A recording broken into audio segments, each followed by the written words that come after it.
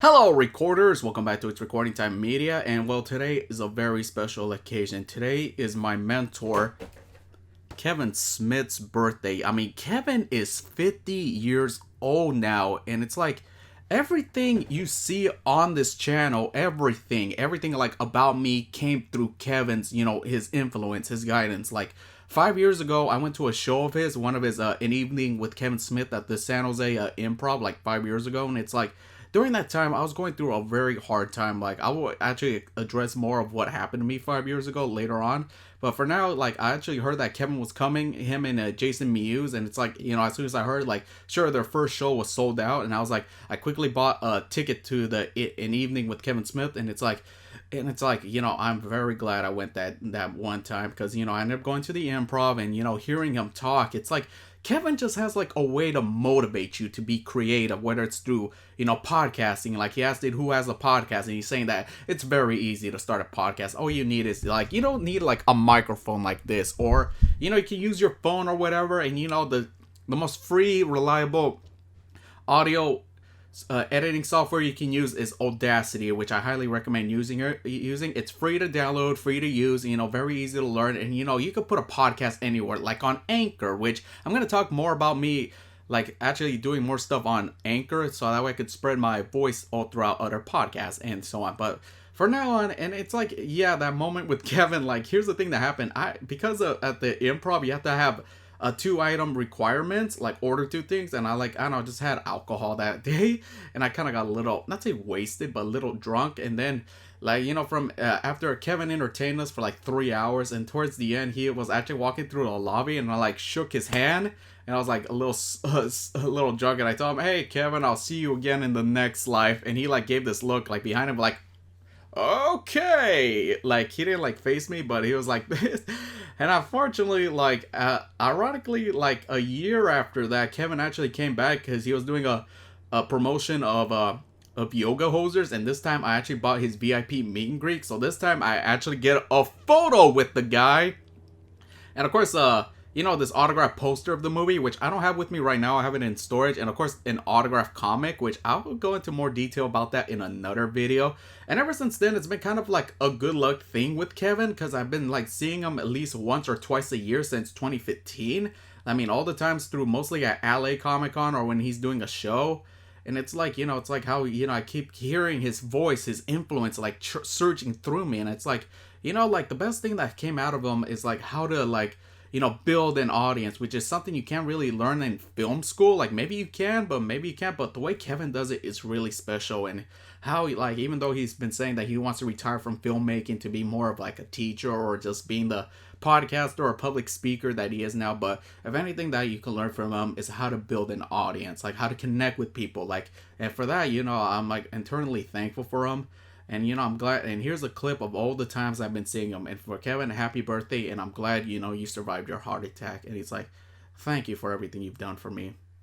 Like, and it was a world, two characters that have all the means at their disposal to just like wrap themselves up in their own world and not deal with others, but instead we're always like, how can we help Commissioner?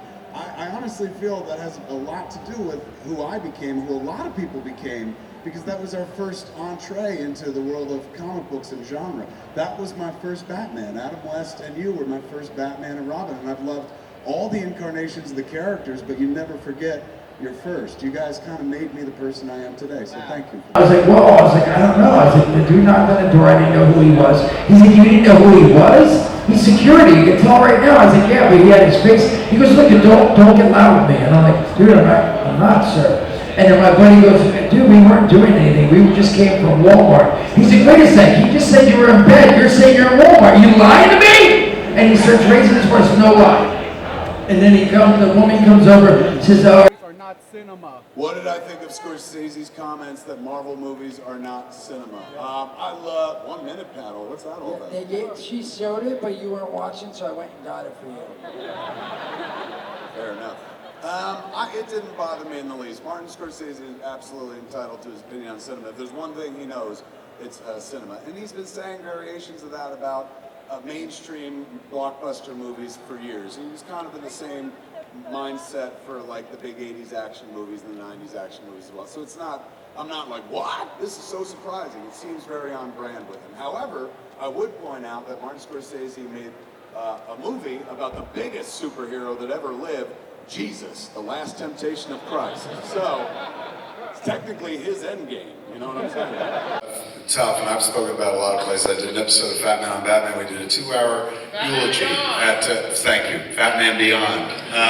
It used to be called Fat Man Batman, we changed it to Fat Man Beyond. I gotta remember that. We did an episode of Fat Man Beyond at the Scum and Villainy Cantina in Hollywood, and it went like over 2 hours and stuff, where I got to like talk about everything. I kind of when I heard that he died, you know, he was almost 96. Next month he would have been 96. So, you know, you're not like, what the fuck? How could a 95-year-old man die? Like, naturally, of course, we were always worried that Stan would pass. But at the same time, like, you know, you were not prepared, even though you were. You were like, what? No, some part of you thought he would just go on forever. You gotta remember, the first time we ever dealt with him was back in 1995, at which point Stan was 73 years old. And I remember Jim Jacks, the producer, he was the one that got Stan into the movie in the first place. I had written that, and I've told the story everywhere, and I apologize if you've heard it before, but like it kind of helps tell the rest of the Stan story.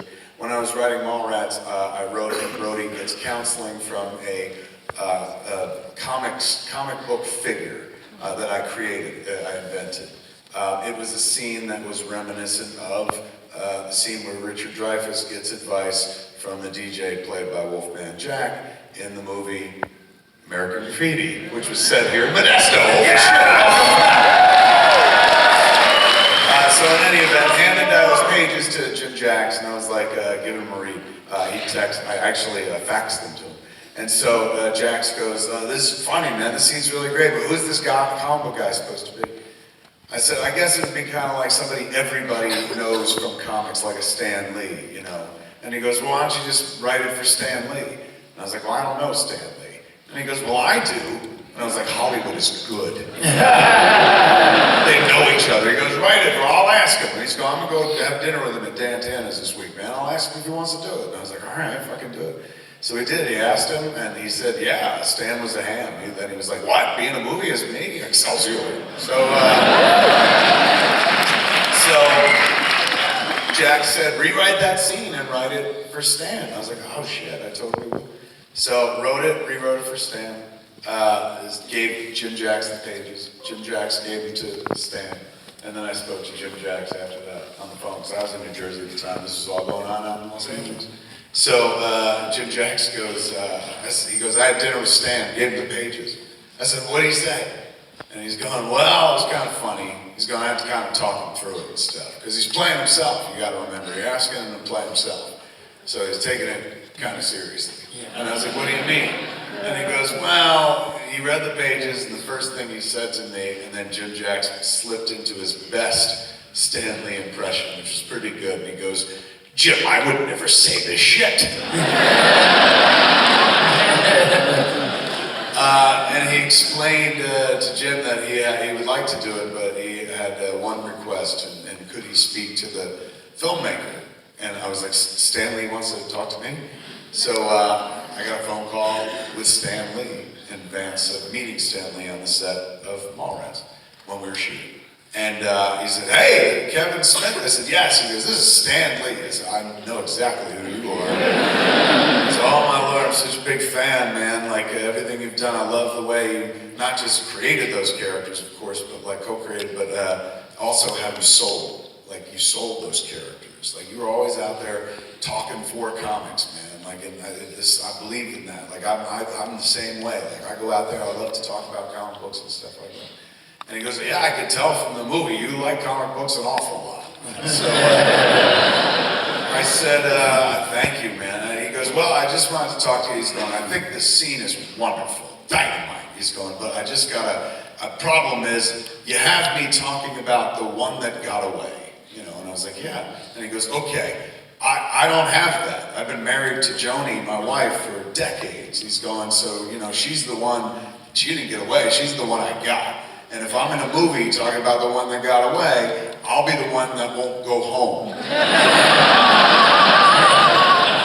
was like, really? He goes, oh yeah, she'll be mad. She don't want me in no movie telling people that, like, you know, there's some woman that I love. I'd written that based on Citizen Kane. There's a scene in Citizen Kane where one of the characters talks about seeing this woman on a train once very briefly, and then not a day goes by, he doesn't think about that person and stuff. So I kind of co-opted that. And Stan was like, look, I want to do it, but can we put in some scene afterwards? He's going, I don't want to ruin what you got going, because I understand how important it is. The character loves Marvel. He's going, but maybe there could be a scene after where it's revealed that, like, I did it, like, as a favor to his buddy. Like, I could talk to his friend and tell him that, like, you know, that, okay, I covered it, but then I can explain that I'm not really, like, pining for some woman that got away because I love my wife.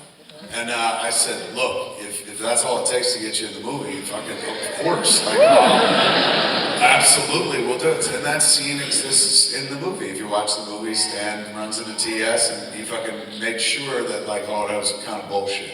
Undercuts it a little bit for the sole reason that Stan didn't want to upset his wife. How beautiful is that?